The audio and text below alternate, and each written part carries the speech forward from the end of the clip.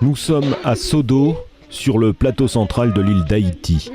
Ici, des milliers d'habitants de Port-au-Prince, la capitale, ont trouvé refuge après le tremblement de terre meurtrier du 12 janvier dernier.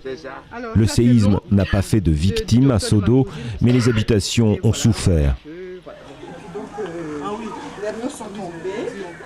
L'afflux des réfugiés pousse les ONG et les hommes de bonne volonté à reconstruire. Fournir un toit à ceux qui n'ont plus rien, c'est aussi le but recherché par Sauveteurs sans frontières, cette organisation franco-israélienne toujours présente en Haïti.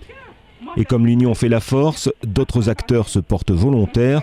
Le voyagiste Bruno Gallois a fait un saut de 24 heures depuis Saint-Domingue. Il vient établir les besoins des réfugiés et évaluer l'aide que son entreprise peut fournir. Je suis venu voir un peu ce qui pouvait se faire ici et comment nous pouvions participer sur des micro-projets. Et nous avons donc rencontré des gens de Maison de Sagesse qui nous travaillons déjà sur la République dominicaine, qui sont associés à Sauveteurs sans frontières pour justement organiser particulièrement soit le relogement de familles qui se retrouvent sans rien, soit la participation à des orphelinats ou à la création d'orphelinats pour les enfants qui se retrouvent dans la rue. Très vite, il s'avère que l'aide portera sur les enfants.